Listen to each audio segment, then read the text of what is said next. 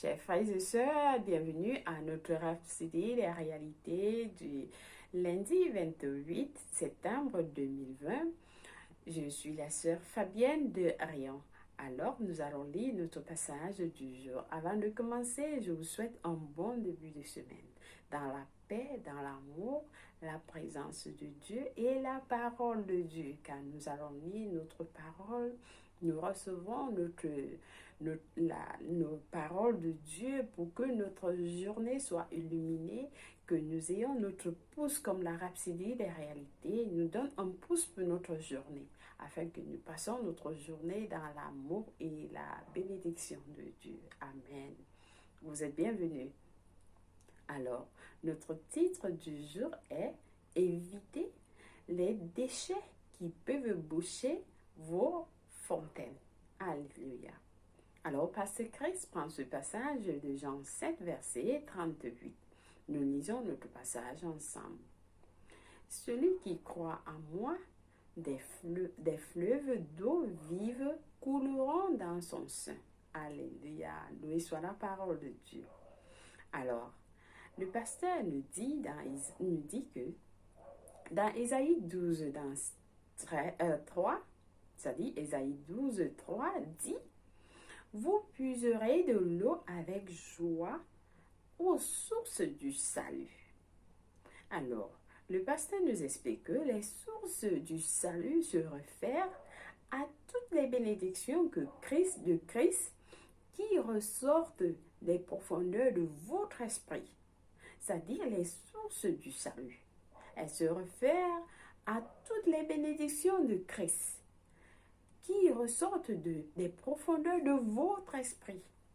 Donc, la Bible dit que c'est de votre esprit que jaillissent les sources de la vie. Et oui, les sources de la vie jaillissent de votre esprit. Donc, vous pouvez vous porter en vous une fontaine de bénédiction. En vous, en chaque être humain, en chaque enfant de Dieu, vous avez une fontaine de bénédiction. Alléluia. Cependant, le diable cherche toujours à boucher les sources. Oui, le diable cherche à boucher ces sources qui contiennent vos bénédictions. Pensez à ceci en accord avec ce qui s'est passé à l'époque biblique. Le pasteur nous dit, chaque fois qu'une force ennemie entrait dans une ville, elle bouchait les puits de cette ville avec des déchets afin de frustrer les habitants. Oui, les forces ennemies elles bouchaient au temps biblique, elles bouchaient les villes, elles bouchaient les puits, avec des déchets afin de frustrer les habitants. Les puits étaient la source d'eau du peuple, une source de vie pour ainsi dire, le pasteur nous montre. Donc, Isaac a subi une épreuve similaire de la part des Philistins. Dans le cas d'Isaac, la Bible rapporte dans Genèse 26, verset 15 à 18, tous les puits qu'avaient creusé les serviteurs de son père, du temps d'Abraham, son père, les Philistins les comblèrent et les remplirent de poussière. Isaac creusa de nouveau les puits d'eau qu'on avait creusés du temps d'Abraham, son père, et qu'avaient comblé les Philistins après la mort d'Abraham.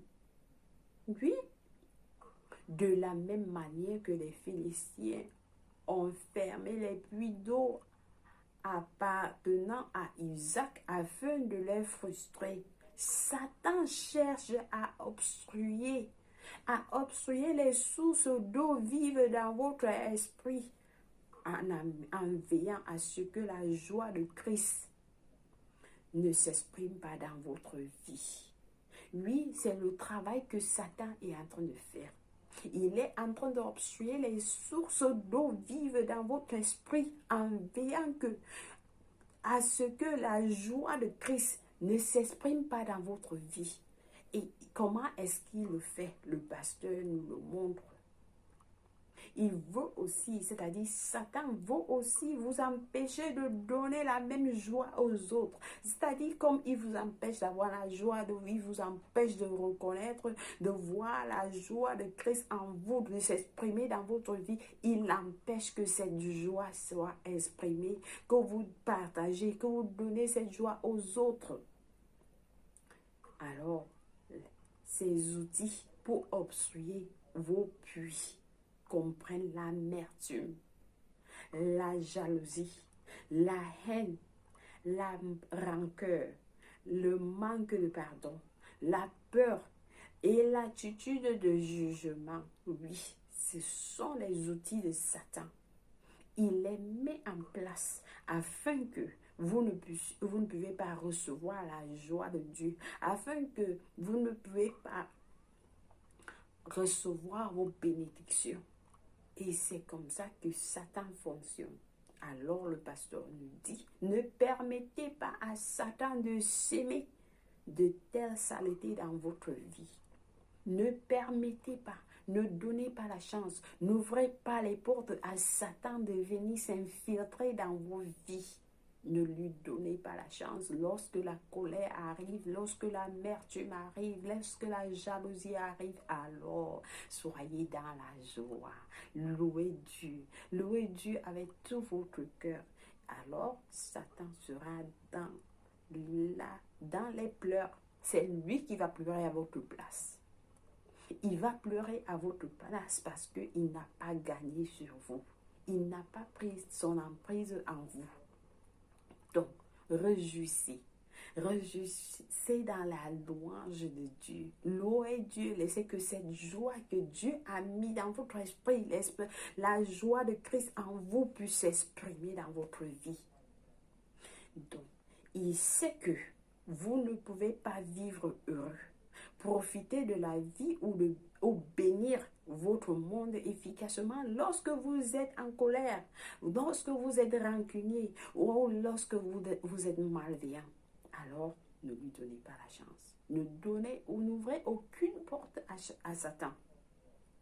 Choisissez plutôt, le pasteur nous dit, choisissez plutôt de laisser la joie et l'amour de Dieu rayonner de l'intérieur de vous vers les autres chaque jour de votre vie. Et le diable n'aura aucun point d'ancrage dans votre vie. Alléluia. Oui, il n'aura aucun ancrage dans votre vie. Parce que vous marchez dans la joie, vous marchez dans l'amour, vous marchez dans les bénédictions, vous marchez au-dessus de Satan. Alors, il sera en colère et il va fuir de vous. Alléluia, loué soit Dieu, loué soit Dieu. J'espère que vous avez été édifiés aujourd'hui et que cette parole, vous allez la prendre, vous allez la captiver et chaque jour, vous allez marcher dans la joie, vous allez marcher dans l'amour. Même si quelqu'un ne vous salue pas au bureau, dites-lui que Dieu vous bénisse et vous avez un sourire en vous. Que ce sourire ne quitte jamais de vos bouches. Oui, que ça ne quitte jamais vos bouches. Que vous soyez toujours dans la joie, dans l'amour de Christ. Alléluia. Loué soit Dieu. Alors, nous allons prier. Nous avons notre prière du jour pour confirmer ce que nous venons de lire. Alors, nous prions. Je vous invite à prier avec moi. Nous prions, nous disons, cher Père, merci pour ton amour qui est répandu dans mon cœur par le Saint-Esprit. Et pour la plénitude de Christ dans mon cœur.